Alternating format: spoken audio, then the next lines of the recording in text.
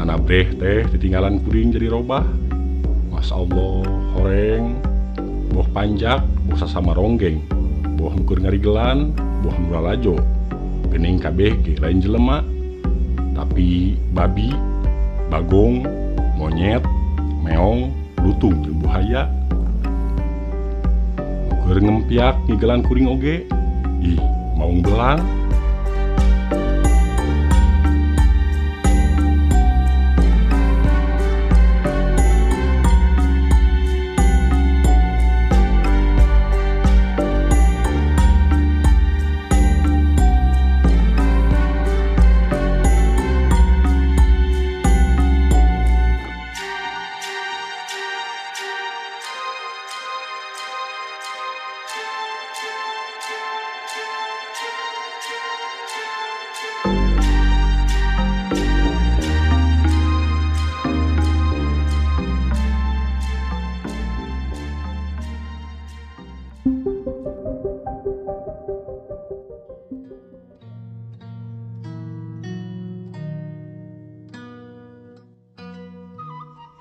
Nyaeta sok terakapi angguhan puguh ge.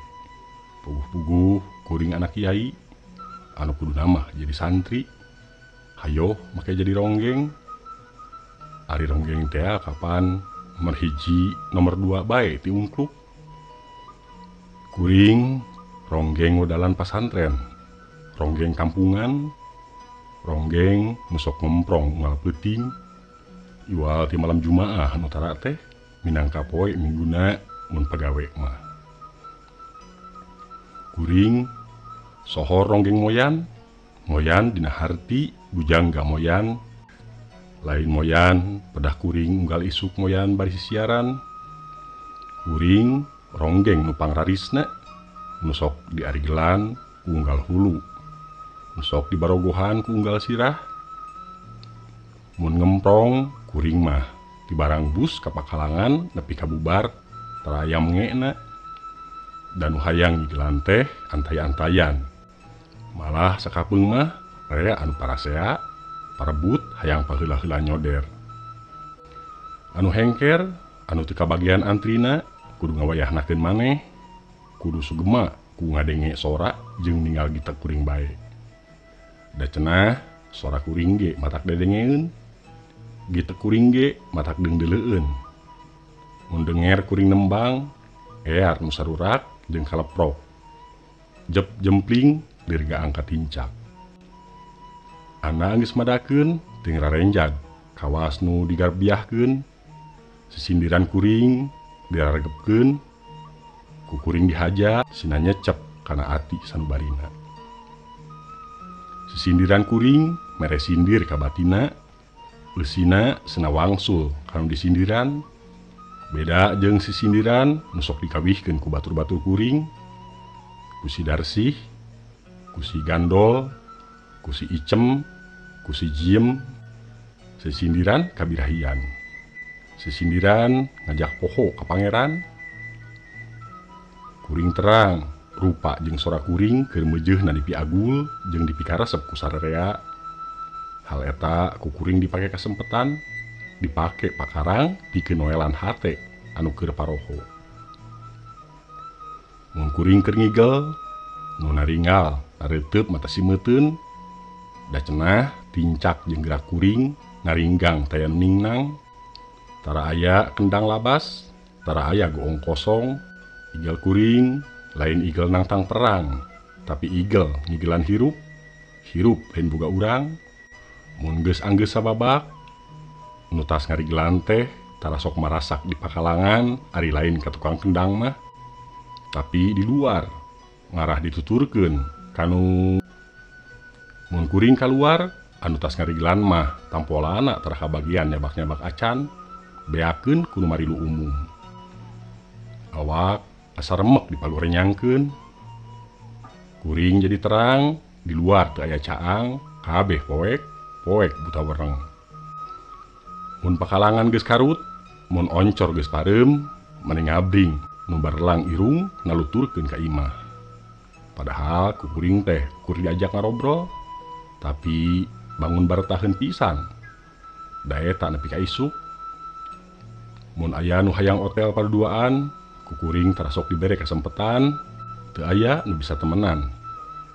Teu acan aya saurang oge nu kungsi kuring diajak mondok kawas lumrahna ku ronggeng. Cindekna kuring ngabatosan diri, jamak ari ukur lebur pupur jeung busik pipi mah da moal matak bohak, lain ronggeng atuh teu kitu-kitu acan mah. Mun aya lalaki nu meunang kesempatan hade, boh beurang boh peuting, kuring terabeakeun akal pikeun meuruhkeunana, meuruhkeun nafsuna anu ngudag-ngudag, nepi ka leumpeuh lemper cara daun cau lempes di deang. Upami anu geus sarimbitan mah teu kurang-kurang, anu mulangna bari wirang da ku kuring diweweleh jeung diesek-esekeun. Najan kitu anu kabungbulengan jeung kaedanan ku kuring tambah rea bae.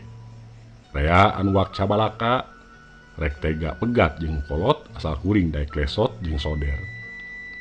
Rea anu ngolo-ngolo sok mun kuring daek serah bongkokan. Tawareh ngiwing-ngiwing bisluit pagawe tinggi, ngajak kuring tumpak mobil herang.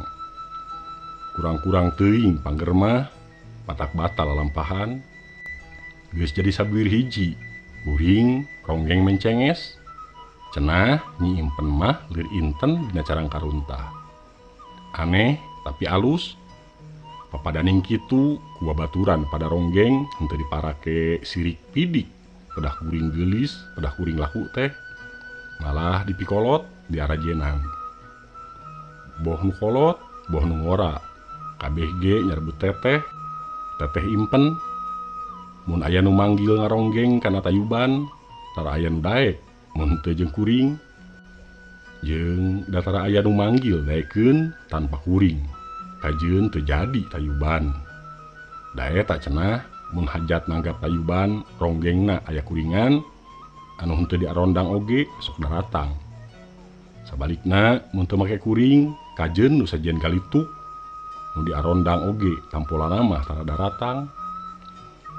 Dina tayuban kitu, sok aya nu ceurik hate, jeung ceurikan laku jelema lain lampah manusa, da manusa mah jelema iman. Geura eta mun geus sapeutingnakeun, mun arak geus ngagak-gak, mun sloki geus ngagik-gik, ih da teu aya camat teu aya wadana. Nu ngarigel teh kabeh ge geus lat bae parohueun kana wiwitan. Atawa lantaran aringeteun kana wiwitan mata kitu ge, da wiwitanana oge barang kotor. Nu geus puguh maranehna parohueun yen jelema mah lain kulitna, lain dagingna, anu ragaan teh.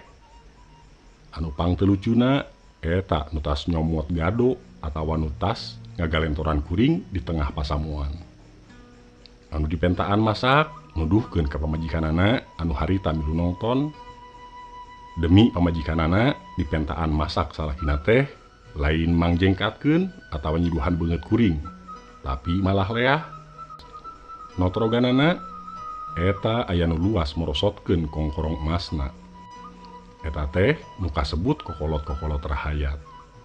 Ceuk Yai nyaeta bapa kuring, lamun Nyai panteng enggone nguji diri, insyaallah dina nincak tahun kadua baris seukeut ambean, nincak tahun katilu baris awas permana tinggal. Nya teu mencog.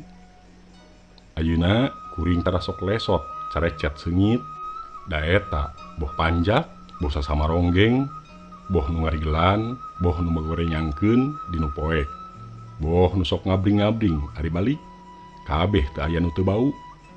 Mun ngobrol jeung maranehna da teu kuat ari teu bari nangkep irung mah, komo eta nu sok ngarotelan, munggah ngahiek bau hapeuk. Ti harita kuring sok atar bae, cium jeung otel ge ditahan harga, nepi ka kuring katelah ronggeng lindek japati. Tapi kuring leuwih daria, sangkan jelema-jelema leuwih sugema sora jeung igel kuring. Kuring usaha satekah pola ngarobah anggapan rea yen ronggeng eta lain nomor hiji, nomor 2 ti ungkluk, nomor 3 ge lain, tapi malah teu sagolongan-golongan acan. Ajen ronggeng aya dina igel jeung sora, lain dina geulis anu rucah. Nah lucu, mun urang ninggal si Darsih, ronggeng pamajikan tukang kendang, digugutet, digalentor kun ditergos, bari ngurilingan ocor di kendangan ku salakina. Tapi pantes cek hate, mana kitu ge, daging barang dina peutingan kahiji, nincak pada tahun katilu, kuring ngaronggeng, nah anak breh teh ditinggalan kuring jadi robah. Masya Allah, horeng, boh panjak, boh sasama ronggeng, boh nuker ngarigelan, boh nuralajo, gening kabeh ge lain jelema, tapi babi, bagong, monyet, meong, lutung jeung buhaya. Nuker ngempiak ngigelan kuring oge, ih maung belang, jerit kuring ngajerit, da eta mah si belang teh ngaragamang, rek nyewo susu. Cek embu ge ari rek sare teh kudu babacaan heula. Omong emak nuker nyaliksikan, kuring rungah ringeh jeung lieur. Ate ada asa-asa pinuh ku pertanyaan-pertanyaan. Saknyana aing anak kiai nuker disaliksikan atawa anak kiai nu jadi ronggeng. Nah aing teh anak kiai nuker disaliksikan ngimpi jadi ronggeng atawa ronggeng anak kiai keur ngimpi disaliksikan. Nah si Darsih teh ronggeng jelema nu kaimpikeun jadi babi atawa ronggeng babi keur kaimpikeun jadi ronggeng jelema.